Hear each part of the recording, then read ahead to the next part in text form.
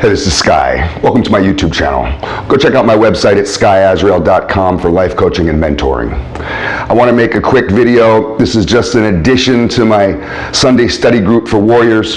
Just put that up. Go check it out. This is going to be a shorter video. I really only have 3 points that I want to go over on this, but they're all religious. We're going to talk about some God stuff here, and if that makes you uncomfortable, then don't tune into this video. Just catch the next one. Maybe I'll tell some gang stories or something next time, but we're getting down on some serious shit right now. It's a really powerful statement that I had someone tell me one time. The guy was a kind of a missionary preacher. This guy Daryl that I had met in Los Angeles. I like Daryl. I have a whole story when Daryl and his whole crew, he had a crew, Daryl used to be a gangster. And he converted into a Christian, joined a church, and started going around with his crew of like-minded people who were all converted to Christianity, turned religious, I should say. And they went around the city to preach the Bible, to save souls, whatever, right? Sounds goofy. Maybe you've seen people do that shit. Some of those people can be annoying. Daryl wasn't. Daryl and his crew showed up on my block one night at around 2 in the morning. I was standing out front of my building, apartment building, doing my thing, holding down the turf. I was in a beef with 18th Street at the time. And we were taking turf from them. And we did. And we took those blocks that we had, we took that shit from 18th Street. But that means somebody's got to be out there all the time. So we were running in shifts. I'm always out there. Because I was always that kind of guy. I love holding down the turf. I'm ready for war.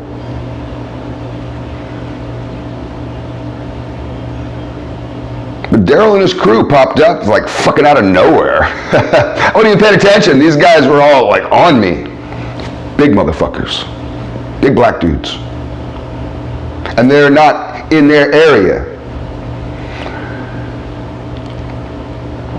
I'm not trying to be racial. But that was Mexican, Latino turf. And blacks know to stay on their side of the tracks. It's the way it is. You don't like it, it's the way it is. But here we got 12 big, mean-looking black dudes, all dressed nice in their Sunday clothes, surrounding me. They surrounded me. I didn't know what was going to happen. I'm like, who the fuck are these guys? Daryl steps forward, introduced himself, told me about his little church and about his mission and how they have seen me out here. And he just wanted to pray with me. I'm looking around, scoping the scene out, not really paying attention to these guys. Whatever. Do whatever you got to do. Long story short on that, Daryl and his crew showed up at my apartment the next day. That was a Saturday night. They showed up on the Sunday morning the next day. Line of cars, SUVs. Full. Every SUV packed. Full of a motherfucker the size of Debo or bigger. Big, mean, Suge Knight looking motherfuckers. Daryl was little. He comes knocking on my apartment door. Just like he said he would. Get your clothes on, we're going to church.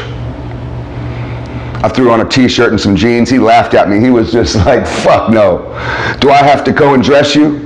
He's like, I will. Me and my homeboys will come in here and pick out clothes for you. Go put on some real clothes. He wasn't playing no games. I thought it was all rather amusing. I'm not scared of nobody like that. I got a house full of guns and a crew. We just took turf from 18th Street. You don't think we can't handle 12 fucking idiots?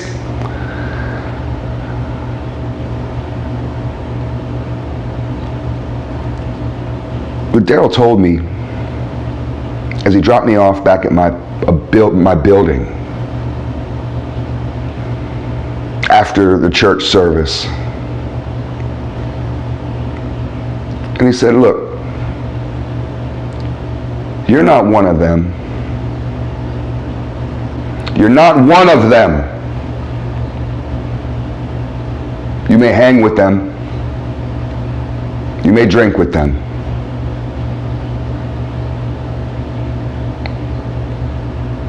But you're not one of them, I can tell. He said, look, you got to humble yourself. And when you do that, you'll open yourself up to a whole world of new beginnings.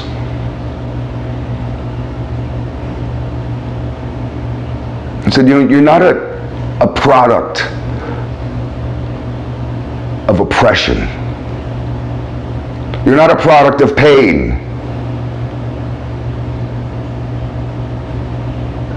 You're a product of God. And he was just like, I don't know what you're going to do, but I suggest you try to get into some sort of faith. And I never went back to his church because it was kind of far away and it wasn't really my scene. It was Baptist kind of dancing in the aisles kind of thing. And there's a Catholic church right around the corner. Now, I'm not a big Christian. Anybody interested in my religious makeup? I have Jewish and Christian in my family. My family is split, half Jew, half Christian. So I've had an interest in both. I've been to Israel several times. I've prayed at the Wailing Wall more than once. But I've also been to Catholic churches, and I've met bishops and important people in the Catholic Church in Los Angeles. The Catholic Church around the corner from where I used to live was funny because it was just full of hookers. Full of hookers. And I'd go in there, sit in the back. And I've never forgot what Daryl told me. As long as I have lived so far, I'll never forget it as long as I live, is that I'm not one of them. I always thought I was, but I'm not. I'm not one of them. The next thing I want to talk about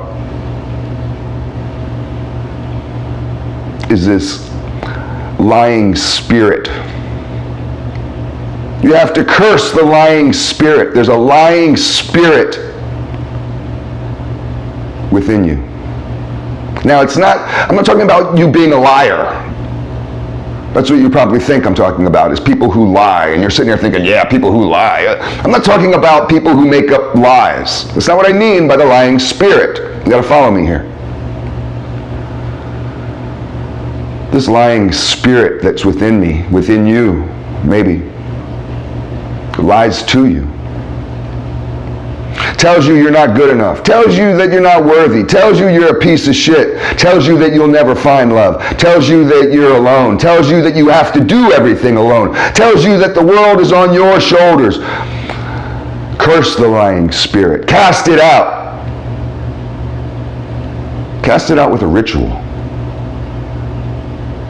And thank God afterwards to seal it. Purify yourself. The last thing I want to talk about is simply just a quote from a man that I had a lot of respect for. He's looked at as a prophet in Jamaica. Similar to Bob Marley, but much different. Bob Marley was just a musician. His name was Prince Far-I. Prince Far-I was a musician, a reggae star in the 70s and the 80s. But Prince Far-I was from a really bad area of Kingston in Jamaica, full of gangs, warring cartels. And I know a little something about the Jamaican cartels from a personal experience. The Shower Posse is what I know about. And Prince Far-I He's such an amazing guy. He would go into the worst war zones where there's literally people shooting back and forth. Walk right in between the shit, in between bullets. Walk right down the middle of the street. People are shooting across the street. He'd walk right in the middle of it with his Bible in his hand and start preaching the word of the Lord. And he would end these wars. He ended a lot of the gang wars. Prince Farai was an amazing guy. One of his best quotes, it's always haunted me. He has this deep, bellowing, booming voice. It's like a voice of thunder. He says, "Father, oh Father, hear my cry. Babylon goes on like them strong, but I'm weak and weary."